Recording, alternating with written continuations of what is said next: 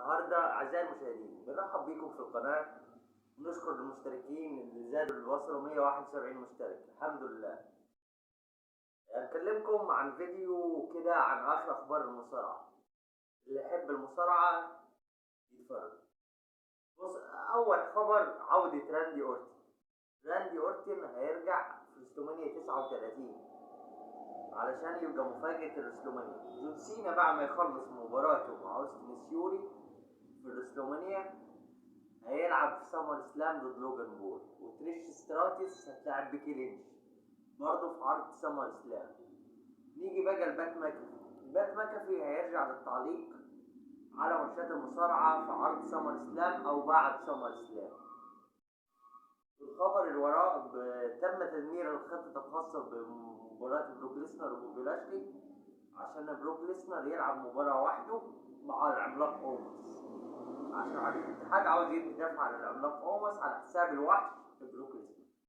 وهتبقى في مباراة تانية هتكون بين بوبي لاشلي وبين براي وايت، هتبقى مباراة حلوة يعني التمهيد ليها حلو.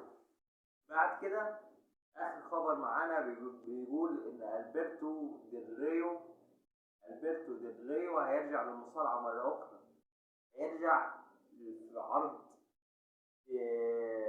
AEW، هيرجع للاتحاد AEW، ممكن يرجع للدبليو دبليو اي، ممكن كل شيء وارد في عالم المصارعة. بعد كده ممكن نقول لكم الأخبار إن ميستيريو هيلعب دومينيك إيدج، هيلعب فان بالار. في مين تاني هيلعب؟ طبعا في شارلوت فلير ريدلي.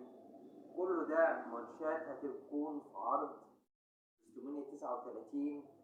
والاهم من ده ان هيكون في فقره بين ستيف اوستن وال اي نايت. ستيف اوستن هيرجع ستون كولد الاسطوره عشان يعمل فقره مع المصارع ال اي نايت، وتبقى فقره كلاميه حلوه وحرب كلاميه، وممكن تتحول للمعركه واتنين يضربوا بعض. دي اخر اخبار المصارعه معانا. لو عجبكم الفيديو ده لايك واشتراك في القناه طبعا، وشير كل فيديو هينزل. لو